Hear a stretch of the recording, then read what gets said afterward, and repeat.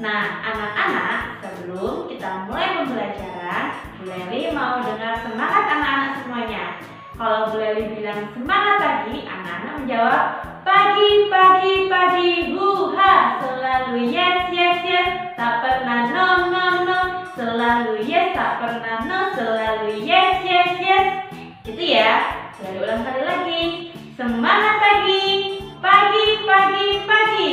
Selalu yes, yes, yes, tak pernah no, no, no. Selalu yes, tak pernah no, selalu yes, yes, yes.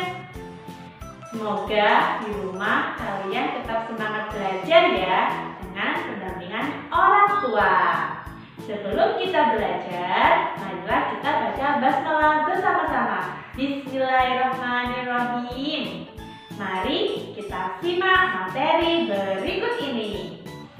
Anak-anak, sekarang kita akan belajar tentang pertumbuhan dan perkembangan tumbuhan bersama Bu Leli. Sudah siap untuk belajar ya? Pasti siap.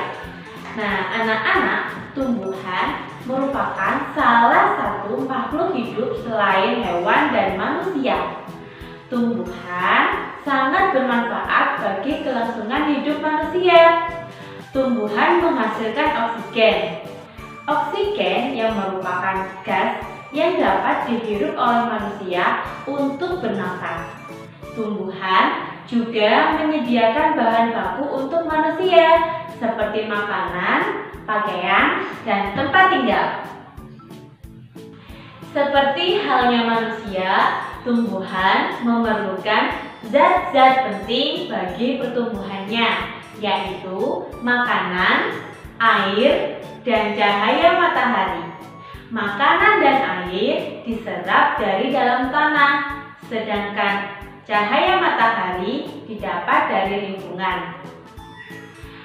Perkembangbiakan pada tumbuhan atau yang biasa kita sebut dengan perkembangbiakan vegetatif pada tumbuhan terdiri dari dua jenis, yaitu perkembangbiakan vegetatif alami dan perkembangbiakan vegetatif buatan.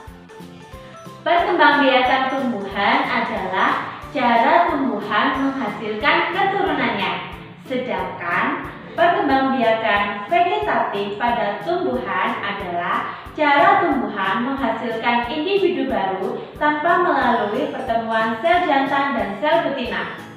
Perkembangbiakan vegetatif alami adalah perkembangbiakan tanpa bantuan makhluk hidup lain atau prosesnya terjadi secara alami pada tumbuhan itu sendiri.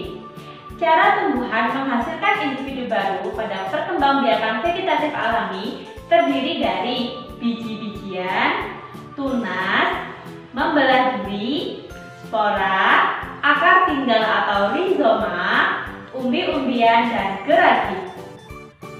Yang pertama, perkembangbiakan vegetatif alami dengan biji. Sebagian besar tumbuhan berkembang biak dengan biji. Contohnya rambutan, kedelai, semangka, pepaya, nangka, dan lain-lain. Biasanya biji terdapat pada buah yang dihasilkan oleh pohon tersebut. Fungsi biji ialah untuk memperbanyak keturunannya dalam mempertahankan kelangsungan generasinya. Biji berasal dari bakal biji yang berkembang setelah mengalami pembuahan. Anak-anak dapat melihat proses perkembangbiakan tumbuhan dengan biji di bawah ini ya. Coba kalian perhatikan. Yang kedua, perkembangbiakan dengan tunas. Tunas adalah anakan tumbuhan yang tumbuh di dekat tumbuhan induknya. Tetapi ada juga tunas yang tumbuh di tepi daun. Contoh tumbuhan yang bertunas antara lain pohon pisang, pohon bambu, dan cocar bebek.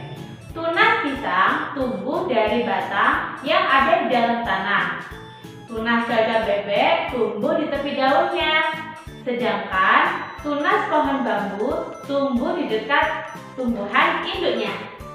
Yang ketiga, perkembangbiakan dengan membelah diri.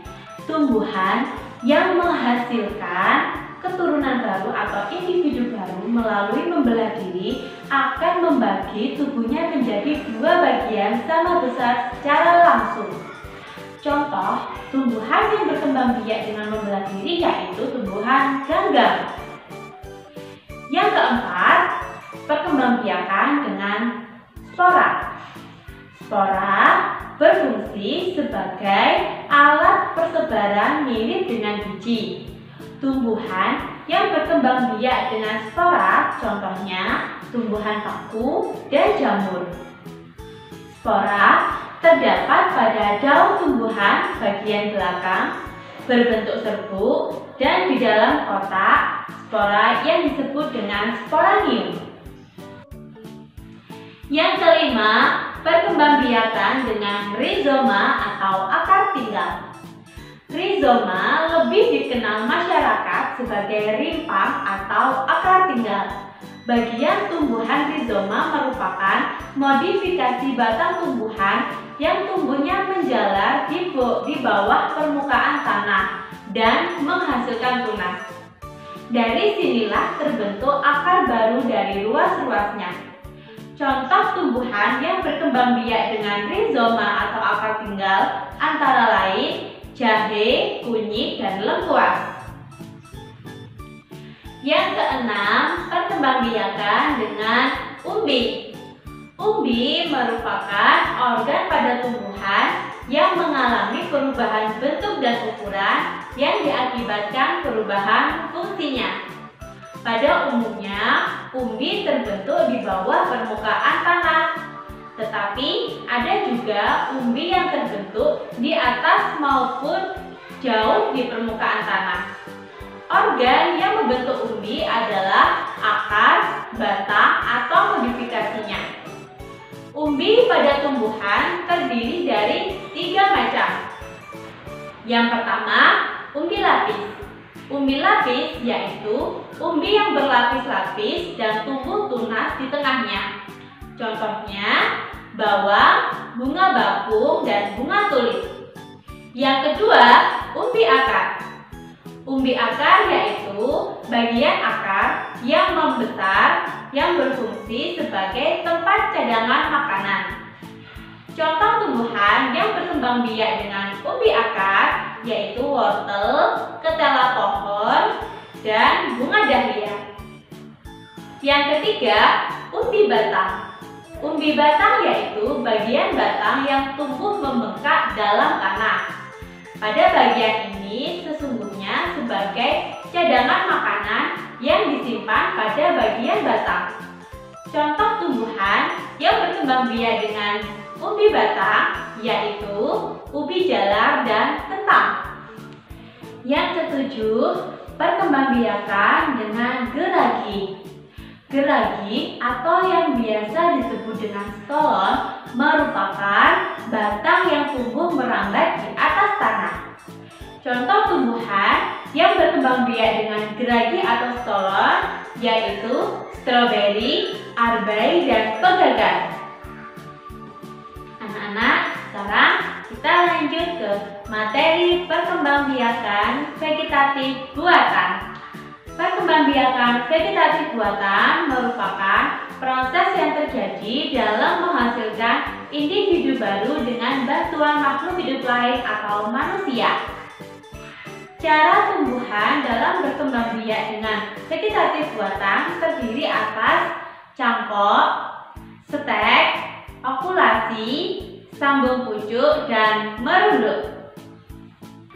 Yang pertama, perkembangbiakan dengan cangkok. Cangkok bertujuan untuk memperbanyak tanaman yang memiliki sifat yang sama dengan induknya dan cepat berbuah. Contoh tumbuhan yang berkembang biak dengan cangkok yaitu mangga, jambu air, dan rambutan atau pohon-pohon yang berbatang besar. Yang kedua, stek. Stek berasal dari akar tumbuh dari batang yang ditanam. Biasanya perkembangbiakan ini digunakan untuk buah dan singkong. Contoh tumbuhan yang berkembang biak dengan stek batang yaitu singkong, mawar, melati, dan bugenvil. Yang ketiga, perkembangbiakan dengan okulasi, yaitu cara menghasilkan tanaman baru dengan menempelkan tunas muda pada bagian ranting atau batang tanaman induk. Tujuannya untuk menggabungkan dua sifat tanaman yang berbeda. Contoh tumbuhan yang berkembang biak dengan okulasi antara lain jeruk, rambutan, dan durian. Yang keempat, perkembangbiakan dengan mengenten atau sambung pucuk. Mengenten atau sambung pucuk dapat menyambungkan batang bagian bawah dan atas dengan dua jenis tanaman yang berbeda. Contoh tumbuhan yang berkembang biak dengan mengenten atau sambung pucuk yaitu terong dengan tomat, mangga dengan durian. Yang kelima, perkembangbiakan dengan merunduk. Merunduk dapat dilakukan dengan cara membengkokkan cabang atau ranting ke dalam tanah dan ditimbun di dalam tanah. Contoh tumbuhan yang berkembang biak dengan merunduk yaitu apel, kangkung, dan alamanda. Salah satu tumbuhan yang dapat berkembang biak adalah bunga. Bunga juga bisa menandakan suatu karakteristik tempat. Misalnya, Indonesia mempunyai beberapa jenis bunga nasional yang disebut puspa. Bunga melati putih disebut puspa bangsa. Bunga anggrek bulan disebut puspa pesona. Dan bunga Rafflesia arnoldi disebut puspa langka. Bunga tersusun pada bagian-bagiannya yang terdiri atas tangkai bunga, dasar bunga, perhiasan bunga, benang sari, dan putik. Alhamdulillah, pada materi pertumbuhan dan perkembangan tumbuhan telah selesai. Semoga bermanfaat dan ilmu yang telah Bu Leli sampaikan dapat dipahami oleh anak-anak di rumah ya. Tetap semangat, belajar yang rajin dengan pendampingan orang tua. Sekian dari Bu Leli. Wassalamualaikum warahmatullahi wabarakatuh. Sampai jumpa di pertemuan selanjutnya. Dadah.